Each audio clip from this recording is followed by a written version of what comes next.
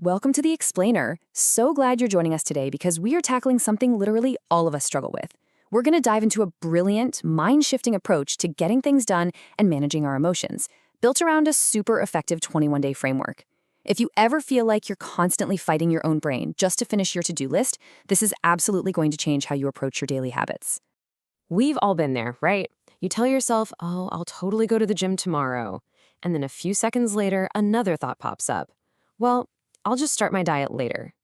Which eventually turns into the ultimate excuse, next year is going to be my big comeback. Let me validate you right now. You are completely normal for making these daily excuses. We tell ourselves these little lies because the instant relief of putting something off just feels incredibly good in the moment. But here is the wild, real-world fallout of those little lies. Look at this, a staggering 90% failure rate for New Year's resolutions. Only about 10% of people actually follow through by the end of the year. To put that into perspective, over 135,000 people are Googling the word procrastination every single month.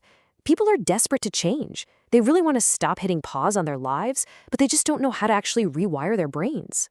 So here's our roadmap for today. First, we'll untangle the real procrastination trap. Then we'll figure out which of the 4 personalities you fall into. After that, we'll look at the 3 chronic impacts this habit has on your life. And finally, we will wrap it all up with the 21-day solution. All right, part 1, the procrastination trap, time versus emotion. Let's get right into it. We need a total paradigm shift here.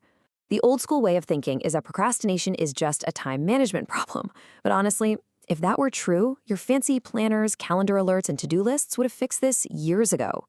The real issue, backed by actual psychology, is emotional management. We delay tasks to dodge negative or uncomfortable emotions, plain and simple. Which brings us to part 2, self-discovery and the 4 procrastinator personalities. Since this is all rooted in our emotions, your specific reason for delaying things totally depends on how you're wired. Diagnosing yourself is the absolute crucial first step. We've got 4 main types: the overthinkers, the dopamine guiders, the sloth bearers, and finally, the companion seekers. Figuring out exactly which category drives you is the key to unlocking your 21-day cure. Let's unpack those first 2. Overthinkers? You guys have incredibly brilliant analytical minds, but your logic just gets totally paralyzed by all the what-ifs. You're waiting for the absolute perfect conditions, the perfect gear before filming, or the flawless plan before starting, mostly out of fear of messing up. Then we have the dopamine guiders. For you, it's all about the feeling meter. If a task gives you instant excitement, boom, you're on it. But if it doesn't offer a quick dopamine hit, that's getting pushed to tomorrow. Next up, the sloth bearers. Now, this isn't just your standard laziness. It's often biological or neurological. It's like your prefrontal cortex, the action center of the brain, is just underactive. You genuinely want to do the thing, but literally feel like you can't get out of bed. And finally, the companion seekers. You guys completely rely on an external push. It's kind of like losing one AirPod, and suddenly the whole song is just ruined, right? If you don't have a buddy to hit the gym with, the motivation completely evaporates. Okay, part 3, the hidden damage. Let's talk about the 3 chronic impacts this has on your life.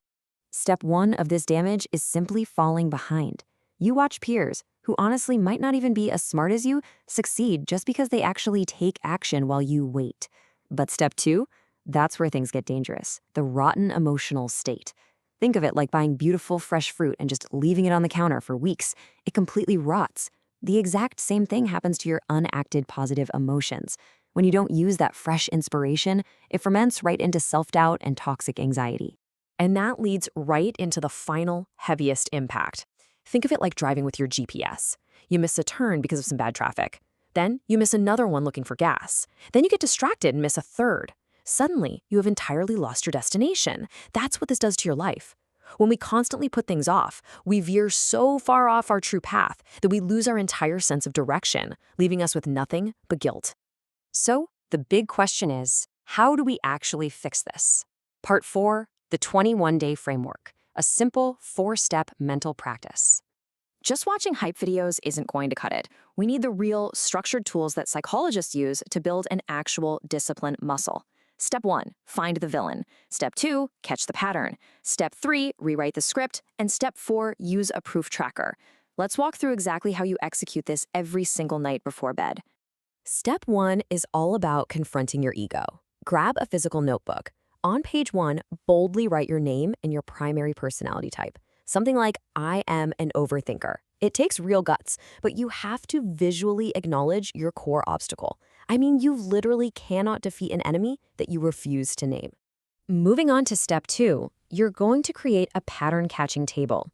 Every night, with zero negative self-judgment, just jot down what I missed that day, splitting into specific tasks, like paying the rent, and daily habits, like reading 10 pages. You're just playing detective here, observing the exact moments your brain decided to bail out when things got uncomfortable. And here is where step 3 comes in, the absolute magic of neuroplasticity. Next to what you missed, write down a what-if scenario. If you avoided paying rent, write, what if I just took 2 minutes and paid it right away without overthinking? By vividly imagining yourself knocking out the task perfectly and feeling that sweet relief, you're doing a mental rehearsal. You are actively rewiring your brain's circuits just through positive visualization. But there is a golden rule within this step. Think big, start small. You've got to lower the emotional entry barrier. If the thought of a grueling 1-hour gym session terrifies your brain, don't write that down. Instead, write, what if I just put on my sneakers and stretched for 5 minutes?